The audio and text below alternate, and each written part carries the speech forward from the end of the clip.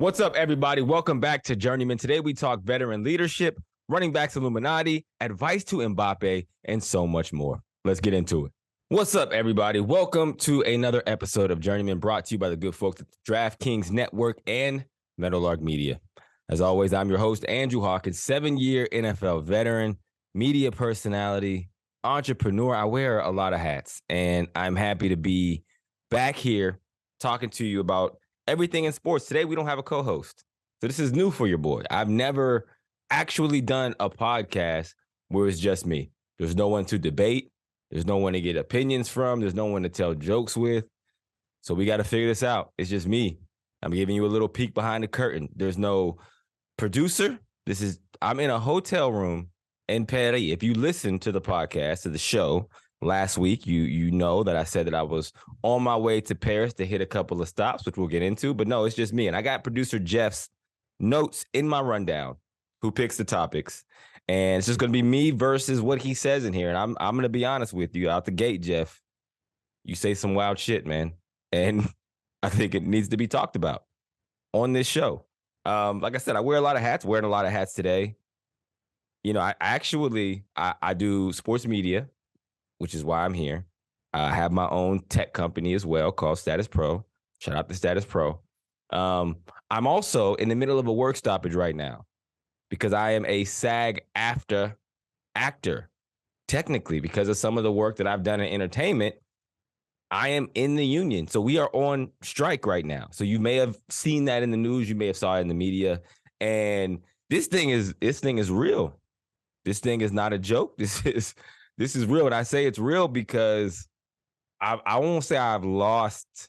That might not be the right term to say I've lost job. I've missed out on big opportunities because of the strike that they're not coming back. That's the difference. See, I was a part of the 2011 NFL lockout. That was my first year coming into the league.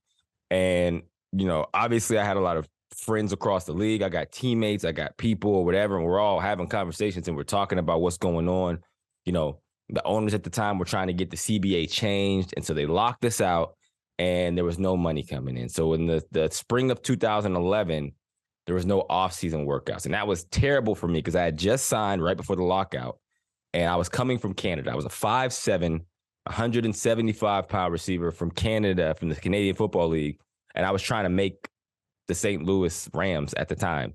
And I had no offseason to kind of show and prove. But so anyway, you know, I understood and was coming into the league knowing even if there wasn't a lockout, the chances of me sticking around were probably slim, you know? And so I could live my life accordingly. What happened in the lockout was there were players that could not make it from the end of the season in January to August.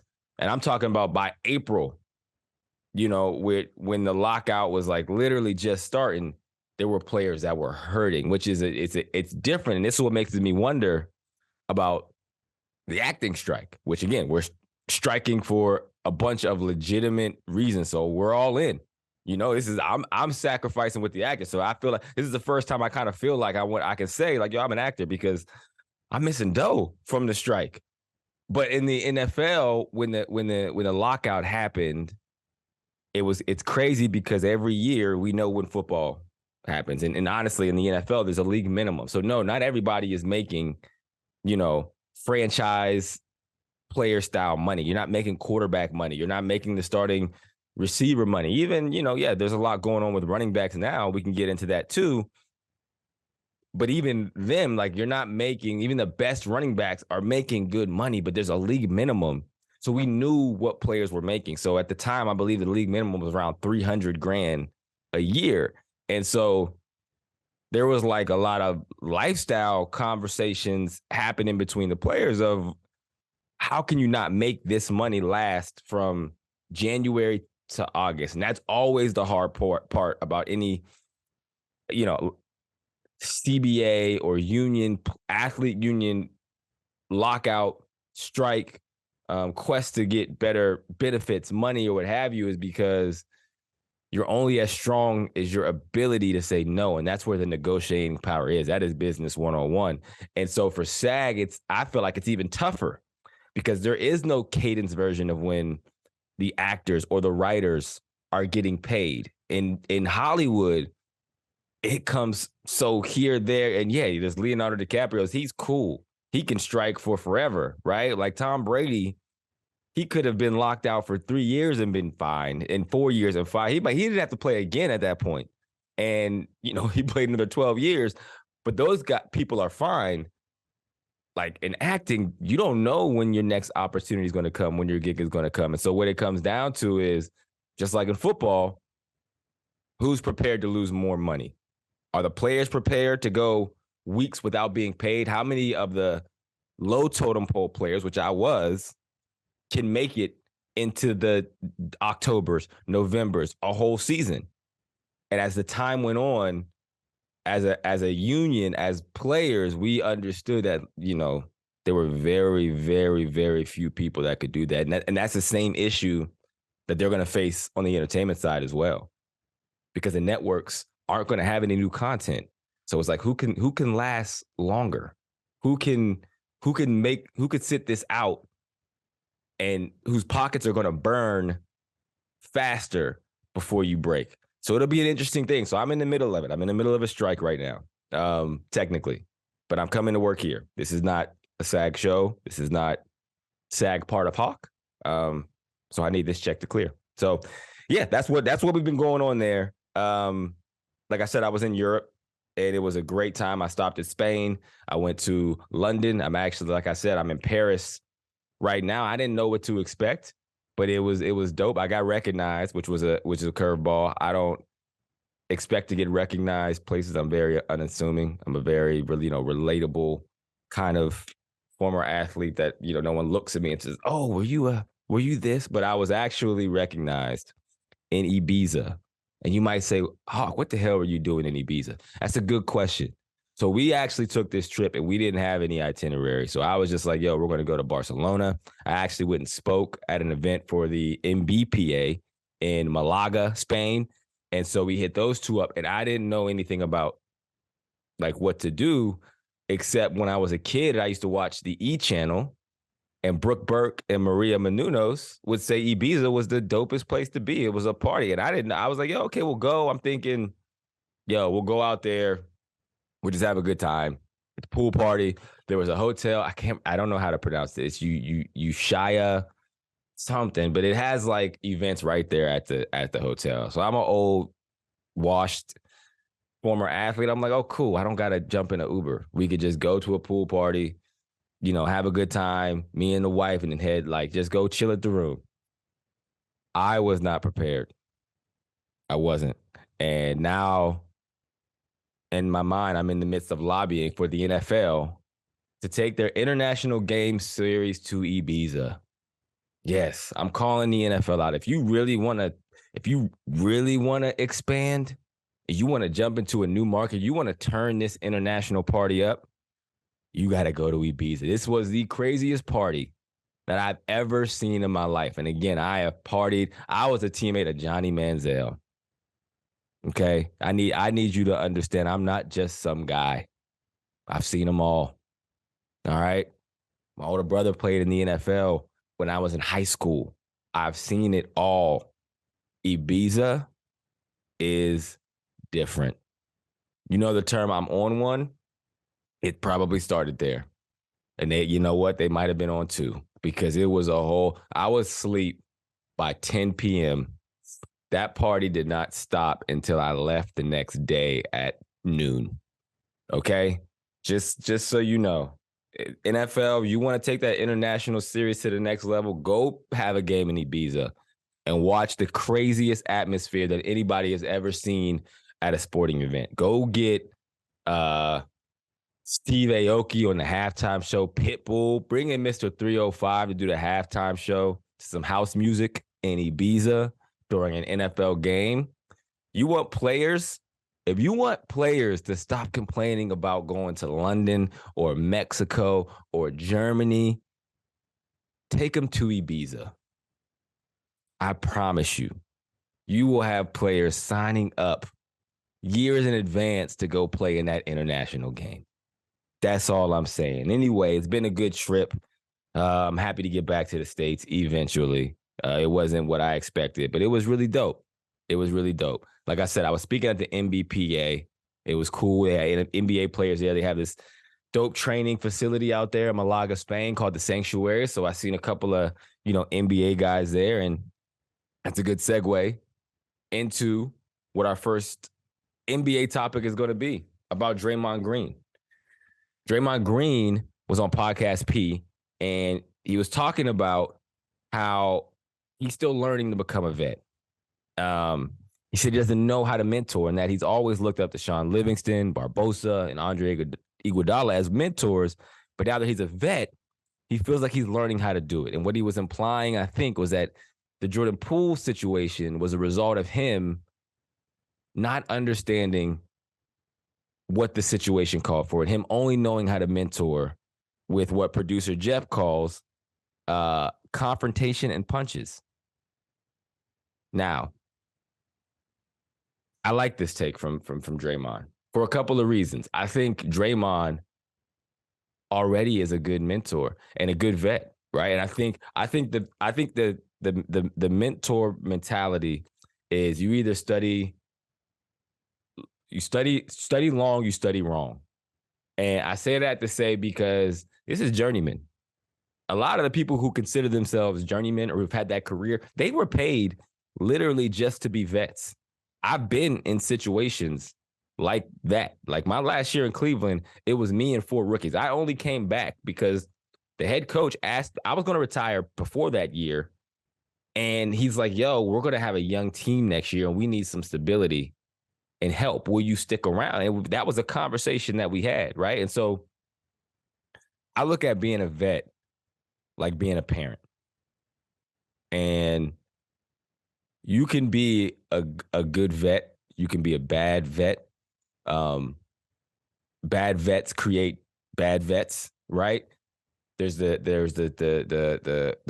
parent who is in all the self-help books to learn parenting, and I think being a vet is not something you can force. You have to understand what a situation calls for. And so I would actually challenge Draymond Green and say that his situation with Jordan Poole, is not great. And maybe it didn't need, fisticuffs the way that it went down. But there are situations when being a vet where confrontation is obviously very necessary. And as a veteran in any athlete, in any sport, you have to know what the situation calls for, because someone might need a little kick in the ass every once in a while. Now, Draymond went straight literal with a punch in the face and a kick in the ass. But that is what a situation might call for. Someone might need confidence.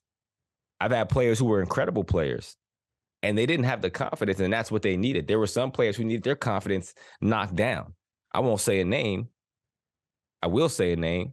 Corey Coleman is one of my favorite teammates I've ever had in my life. First round pick to the Cleveland Browns my last year there. And I remember early on we had a conversation because I could see some things when Corey, I'm like, yo, Corey, you could be great. You're a Biletnikoff winner. You're a first round pick. And as you guys know, like you get pumped up in these things and you don't understand. You don't know what the world is. And I was trying to get Corey to understand, like, hey, there's still a lot of things that need to come with this. And this still isn't a guarantee. You need to approach things a certain way.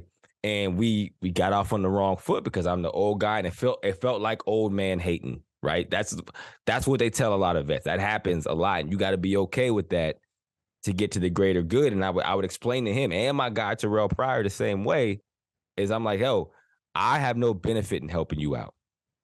There's nothing that comes to me from helping you out.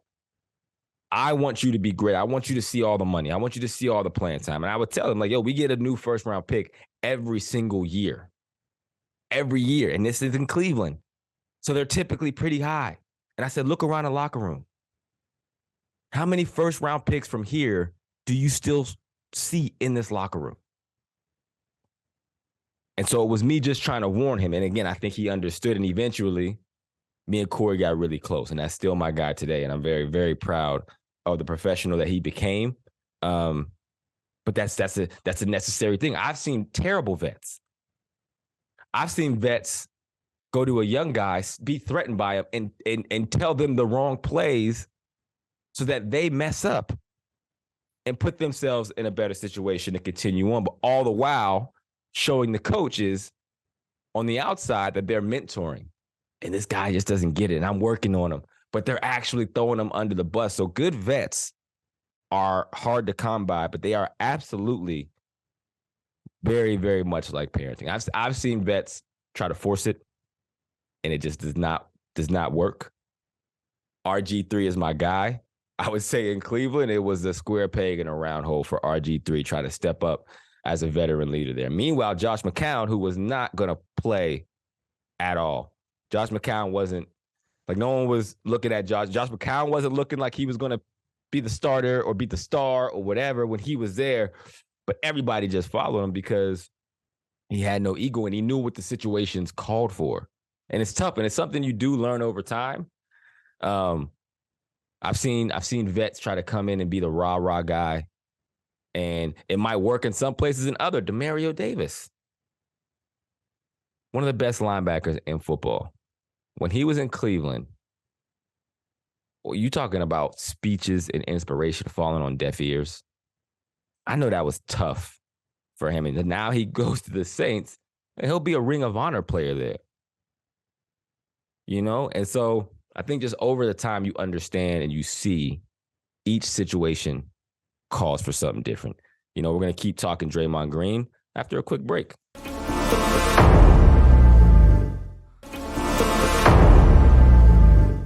We're back. We're going to keep talking a little Draymond Green. I'm a Draymond Green fan. I'm going to be honest with you.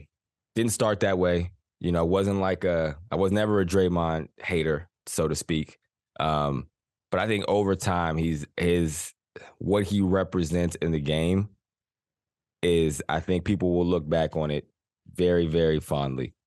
You know, he is absolutely a glue guy. He also talked about, beyond, you know, not knowing how to be a vet, is it's going to take some a man-to-man talk with Chris Paul to get that relationship on the right road, to really find their chemistry. He openly admitted that he does not like Chris, and Chris don't like him. And producer Jeff, and this is actually going to be a strike one of the rundown. He gives me the topics. These are Jeff's topics. I'm just giving you my expert opinion on it. And by expert, I mean casual, because who the hell am I, right? But he says, what do you think Draymond means? Draymond's built a reputation as a ball kicker, a puncher, and a shover. Just a dirty player all around. That is wild words. And again, I get where he's coming from. We've seen the videos. We know how Draymond is. But this is a very fan-centric perspective from producer Jeff, because I look at Draymond and I do see a leader, and I do see a vet, and I do see someone who was a catalyst for those championships and for that dynasty run for the Golden State Warriors. And some of that stuff is necessary because you need it. It's an important part to a team. And Draymond Green and Chris Paul are very similar. And in sports, we've all seen it.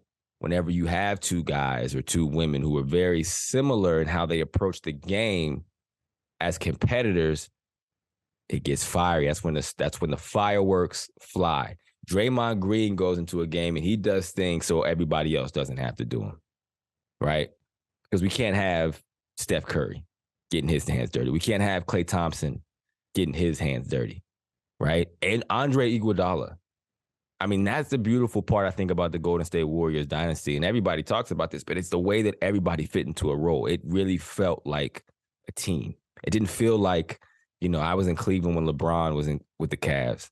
It didn't feel like everyone was just riding, you know, LeBron James coattails to the championship, which we've seen before. The Warriors feel like a team, even though Steph Curry is one of the greatest players ever to pick up a basketball, the best shooter to ever pick up the round ball. It still felt like the roles were being played and super important. It didn't feel like MJ, who also had role players and obviously probably a cast that, as fans, we know more than any other team. It even felt like something beyond that. And Draymond is a huge part of that. Andre Iguodala, I was saying, was a superstar basketball player at one point. That's how I remember Andre Iguodala. For the Sixers being the man, being a guy that was like, yo, this dude's going to take it over. And his legacy towards the end was such an integral part of these championships and of this Golden State Warriors team as a role guy. And so what Draymond does, we don't like it. It's, you banter on Twitter. Fans are like, this, and he's so cocky, and he thinks he's this, and he thinks he's that. It's such a necessary part because he's taking bullets so his guys don't have to. He's doing all the dirty work. He is literally, and I know we say that, but it keeps everybody else's hands clean. So all they got to focus on is what they have to focus on.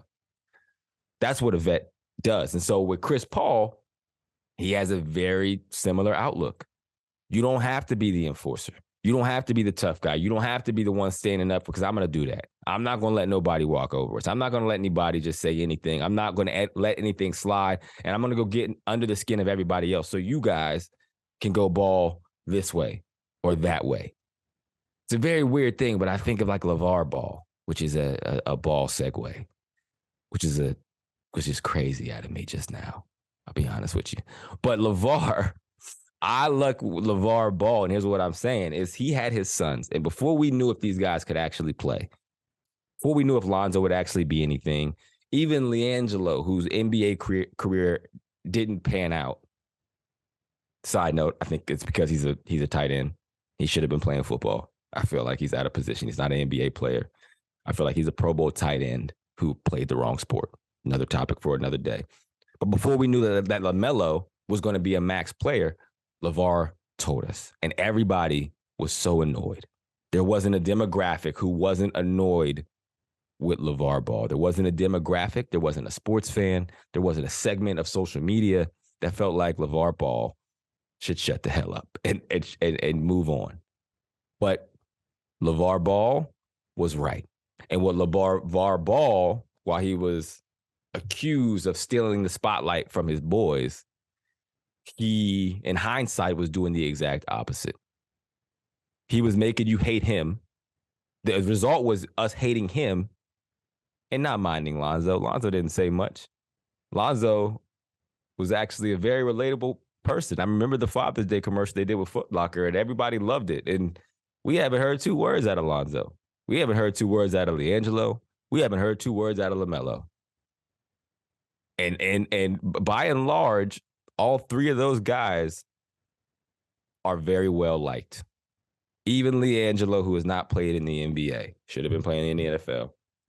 But all of them are well liked. And LeVar Ball took those bullets for them. That's what Chris Paul, that's what Draymond Green does. And, where everyone's like, how is this going to work? What is the chemistry? What typically happens is when you have these 2 personalities who clash and don't like each other and all the things, and they come together, they end up being best friends. We've seen it a million times. Think of the Mighty Ducks. If you haven't seen the Mighty Ducks, number 1, what the hell are you doing with your life? That's number 1. Number 2, in the Mighty Ducks, I think it was D2, Mighty Ducks 2, where 2 hockey teams had to come together. And as we know in hockey, there's a role of the enforcer, right? Very similar to the Draymond role. And typically there's not 2 enforcers on a team. We only need 1. There's not that many spots. We have somebody with that role. And the enforcers, tough guys, didn't get along. They come together, and what happens? They end up being the Bash Bros. So I feel like with Draymond and Chris Paul, that's going to be the actual result. That they're going to take so much pressure off of Klay Thompson, so much pressure off of Steph Curry, and they're going to enjoy doing it. And they are going to get on the nerves of every other team, and they're going to end up being the best of friends and the best of teammates. Think Dennis Rodman when he came to the Bulls, right? Like he did not have a good relationship with them. Him and Mike are still boys to this day, and that's tough. As you can see, there's a lot of former teammates that aren't rocking with Mike. His whole career was built off of stopping Mike from winning championships. Mike has a certain personality. Dennis has a certain personality, and they came together to create matching. I think that's what's going to happen. Producer Jeff also asked, what are these men talks? When players have men-to-men talks, what does that mean? That's a great question. Because in the NFL, our men-to-men talks are fistfights. Yes, it sounds adolescent. It sounds stupid. And I know if there was cameras there, people would be appalled. I'm always shocked that people are shocked when football players get physical. It's in the DNA. It's part of the job description. It's a prerequisite. It's like trying to do trigonometry without taking algebra 1. Yeah, it ain't going to work. We get physical. And it doesn't matter if you are 5'7", 175 or 6'6", 295 pounds. Being physical is a part of the job description. That's just what it is. And that's in every turn. I had a coach describe it to me as football is showing courage at all times. That's not backing down from a fight. And it's men-to-men talks in basketball are different. And I know they get down in basketball, but I know people don't get down in basketball because I'm always curious of how people get the tough guy tab in basketball because it's not a physical sport. See, in football, we know James Harrison is tough because we've watched him decapitate people in legal live football action. You know, we know Ray Lewis doesn't have it all because we've seen him break limbs. I know what happens when I run into James Harrison. I know what happens if Ray Lewis gets pissed off at me in quarter 1. I got 3 quarters to look over my shoulder and make it out of here alive because I know what he does when he gets mad and he has a vendetta against somebody and it's legal. It's like boxing. You could talk all the trash you want, but you got to see me. In basketball, when does that happen? So I know behind the scenes that they're getting to the fisticuffs in the locker room. Now, I don't think that's what Draymond's talking about. I don't think he's talking about knuckling up with Chris Paul because that wouldn't be a great way to start the relationship. But when you have a problem with somebody in the NFL, that is what happens. We got a problem on the field. We either handle it within the lines, and if we don't get it within the confines of where we're physical there, we'll meet you in the locker room. We'll do it, and we'll get it out the way, and people will literally move on. It is a part of the process. I have fought D linemen in football, teammates. Issues. We get it's like okay, it's I don't want to call it barbaric, but it is in a sense. It's a physical game. In basketball, I just wonder what those men talks are. So that's a great question from Jeff that I don't have an answer to. But Jeff, strike one on the way you talked about Draymond Green and minimized, in my opinion, what Draymond Green is and it represents. But Jeff is my guy. All right, we're going to take a quick break and we'll be right back after this.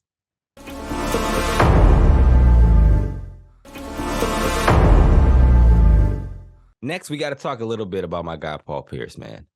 As a lifelong LeBron fan, lifelong Kobe fan, transitioned to a Bron fan. I'm like half and half. As the fan in me, the basketball fan, is not objective when it comes to Paul Pierce. I like Paul Pierce. I think he's an incredible player. I didn't like him because he was on the other side of Team LeBron. So that is what it is. But looking at the topics, my man Jeff, shout out to Jeff. Paul Pierce has done very little to preserve his Hall of Fame reputation. Wild statement, Jeff. I don't have any. Jeff, this is what happens when I have no one to debate. People, this is what happens when I have no one to debate. I gotta just break this down. But in recent years, Paul Pierce has had some mishaps.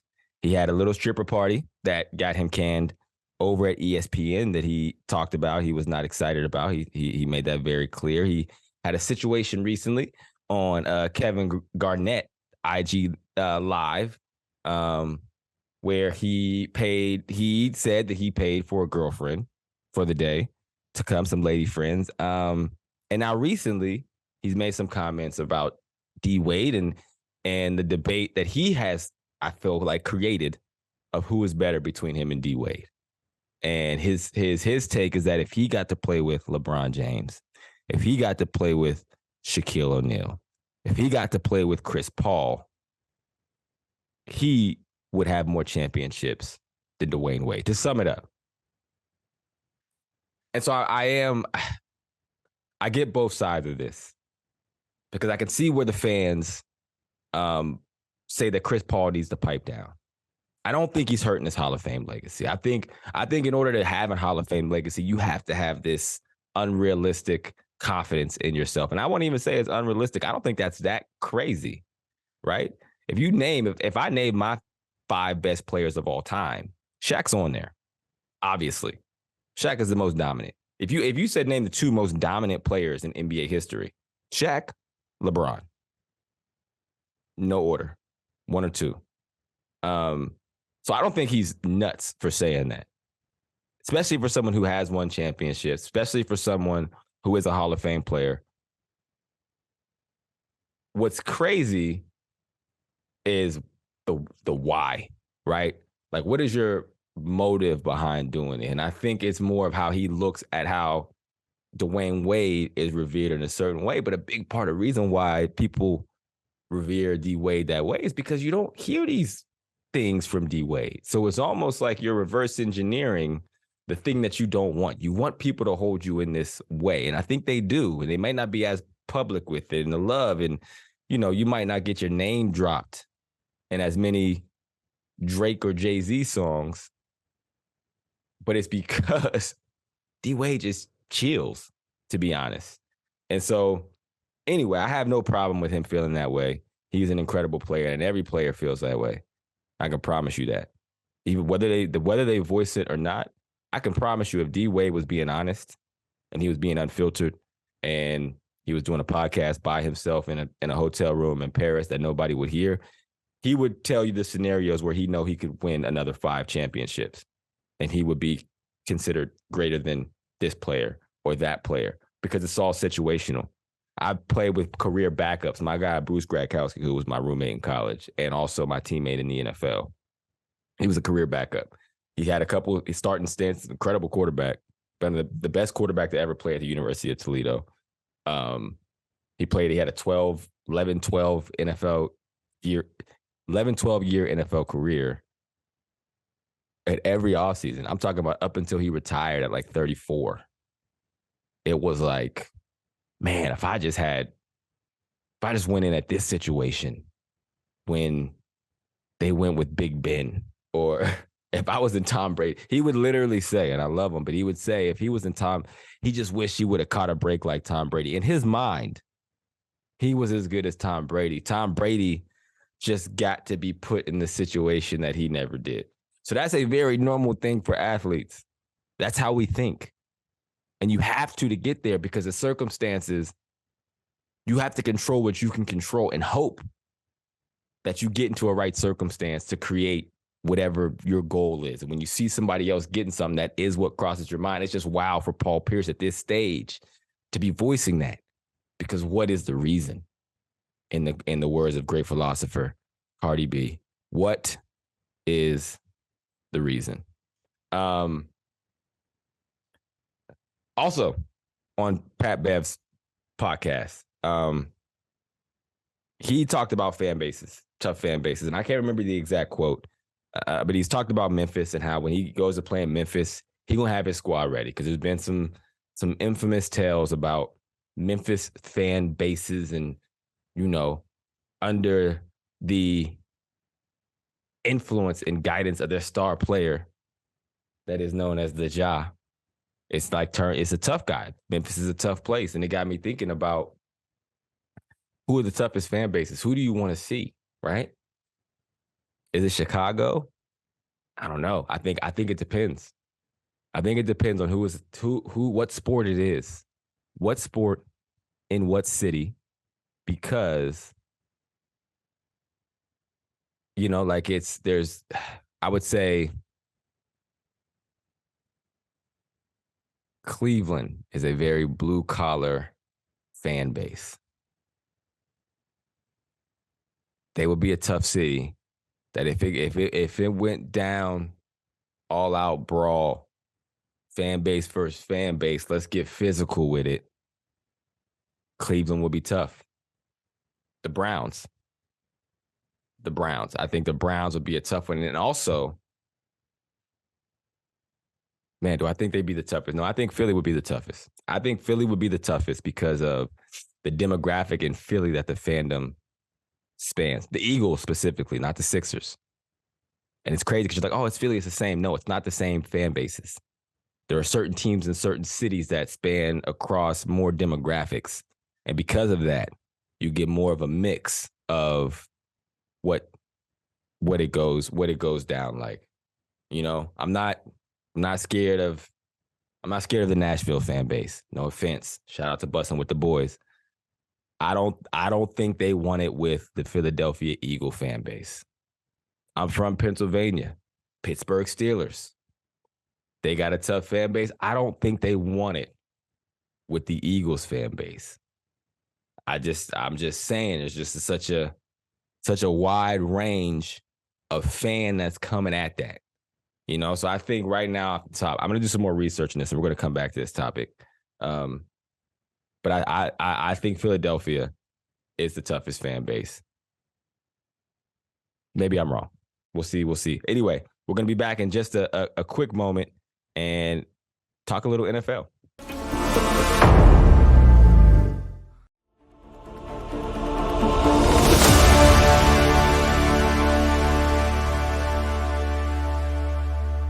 The news came out this week that Bronny James, who is LeBron James Jr., the son of obviously the legendary basketball player LeBron James, went into cardiac arrest at a USC basketball practice.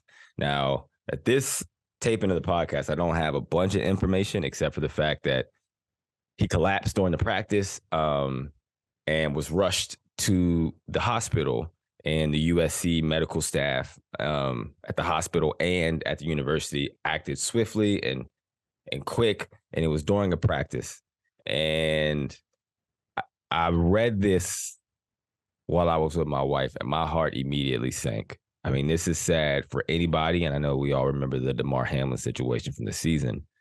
But as, again, obviously someone who knows the LeBron James family and empire, and as well as a fan of LeBron, someone who's worked for LeBron, and someone who has a son who is an athlete as well, I don't know if there was something scarier that could possibly could have happened for a father. I could only imagine what LeBron, what Savannah, what the whole family is going through and thinking in that moment. But it's scary, man. It's scary.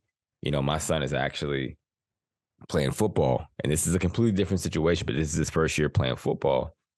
And that is a scary thing to obviously all the conversations around with your son and, dangers, and obviously football has its own set of dangers. When I read this, it was just like kind of this realization that, man, like there's nothing you could do to keep him safe. And it's as a father, as a parent, it's like, damn, man, could you imagine? Thank God that he's okay. He's out of ICU. And it doesn't need a lot of quick takes. It's just something I felt like should be mentioned. Prayers to the whole James family. They're in our thoughts, and we'll keep a tab on the situation. I was watching a little bit of ESPN, and they were talking about the Steph Curry doc, and was transitioned into us talking about the Last Dance doc, and it got everybody wondering and talking about, like, what is the great doc from the 2000s, the 90s of an athlete that we would have wanted to see Last Dance style. We know LeBron's doc is coming. We've seen a Jeter doc. Steph Curry now has a doc. Even quarterback on Netflix with Patrick Mahomes. It's not a solely Mahomes doc, but it gives you a glimpse. We've seen Tom Brady doc, and obviously The Last Dance in the pandemic. I don't think we'll get any docs like The Last Dance ever again. I think the timing was perfect. The content was perfect for where we were in the world.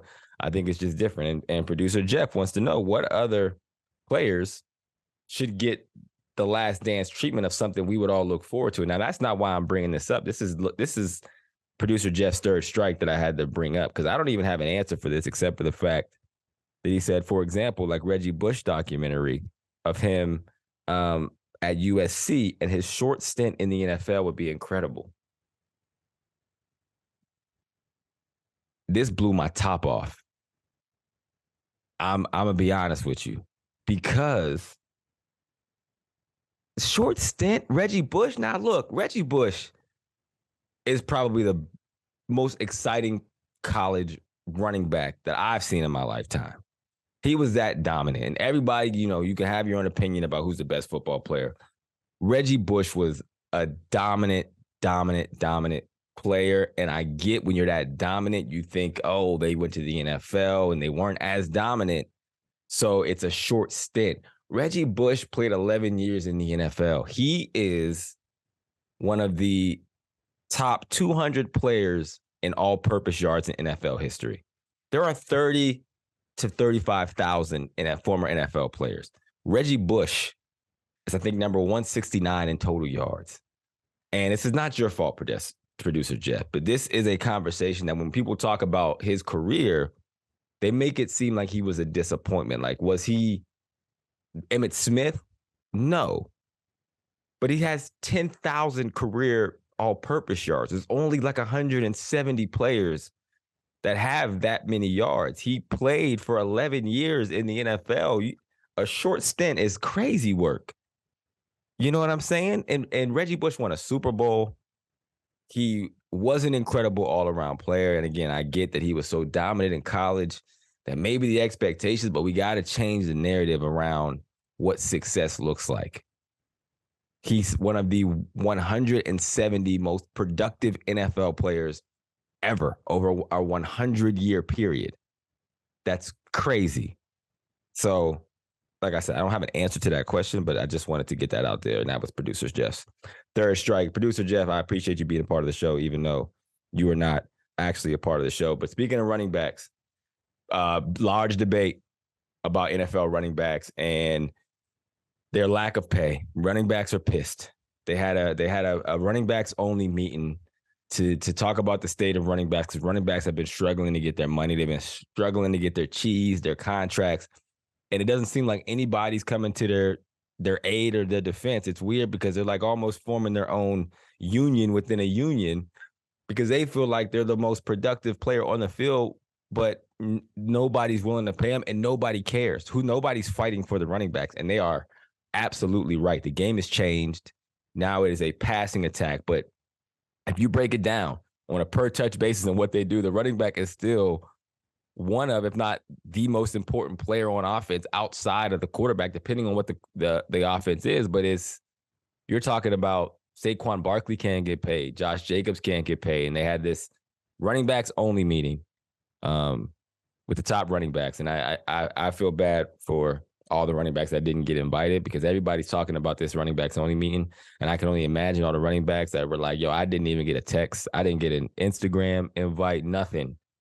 And that kind of shows you where you are, even within the running backs union. Imagine being a running back in the NFL and not getting paid like everybody else. And then imagine being the running back that didn't get invited to the left behind running back club.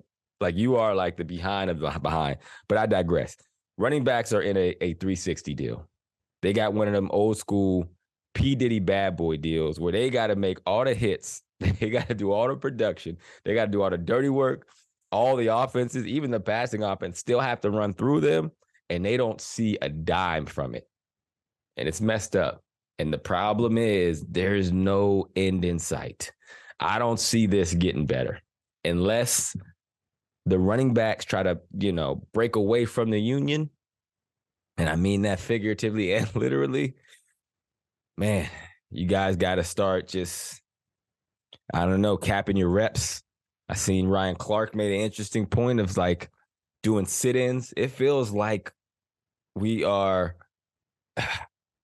in the times of the 50s protest for black people, man. You got to start doing sit-ins, running backs. Literally, you got to go to work, collect your check, and refuse to run the ball. Say you have an ankle sprain. That's what Ryan Clark says. And he's not wrong. It's going to take that kind of drastic measures, and it's going to take you guys all being on the same page. That's the toughest part. How do you get everyone on the same page when everyone's situation is different? It's the same thing we talked about earlier in the show about the unions, about the strikes, running backs. You might have to concoct your own strike, because I don't see it getting better. More quick hits. OBJ said that he almost retired after he hurt his knee with the Rams, and it's an interesting thing. OBJ's career is an interesting case study because when he was a young player, I remember there weren't very many players that I would get off the sideline for to watch. Because when two offenses are on the field, you're talking through whatever you're seeing on the defense while the defense is actually out there playing. He was one of those players where I would like quickly hurry up because I wanted to watch him because he had everything. I mean, he had these huge hands, he catches everything, but he's quick, he's fast, he could separate, he had routes.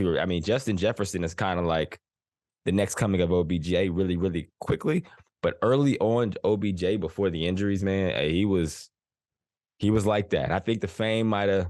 I would say he probably would even admit that he probably didn't handle all the fame. He still was an incredible player. He didn't fall off as a player perspective. He landed in a tough situation in Cleveland. And, prior to that, being in New York with the catch and everything that came along with being a superstar, Odell would say if he could go back, he would do things different. Sticking with the theme of doing things different, DeAndre Hopkins has signed with the Titans, undoing the trend of veteran receivers just going to New England, but things have changed. I signed with New England at the end of my career. I retired after a month because I was old. My knees hurt.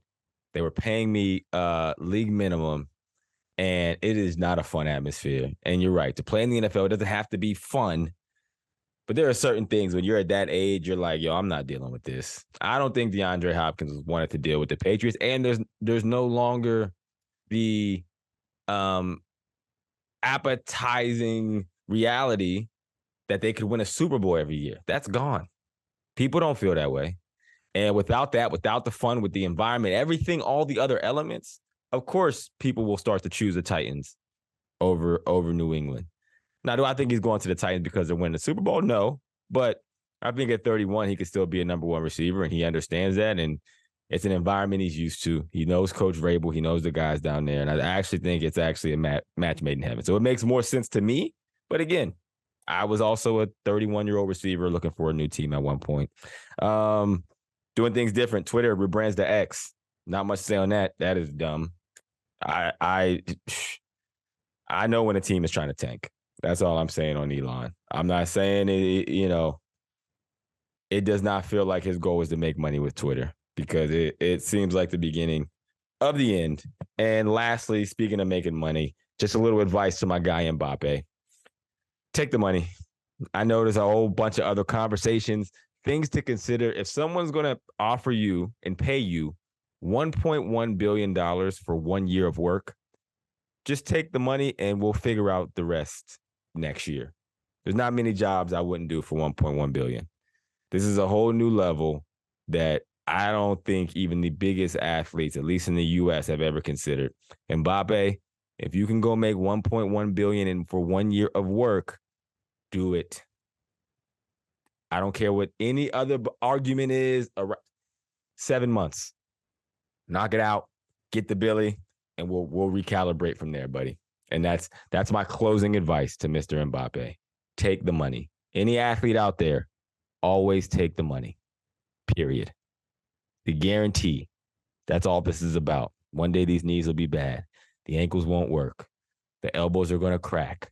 You're not going to be as quick. You're not going to be as big. You're not going to be as big a star. Have something to show for it. $1.1 billion is crazy work. Take it. And that does it for this episode of Journeymen. Shout out to the DraftKings Network. Shout out to Meadowlark Media. Shout out all of you for joining me. Shout out to producer Jeff, who is not here, but he's here in spirit. Appreciate you hooking up everything. And shout out to me, because I didn't have any guests today, and I did my first solo show, and I think it went pretty well.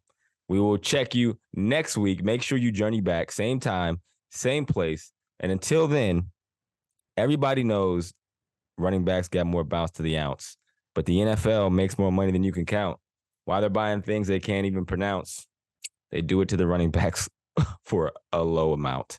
All right, y'all. Peace.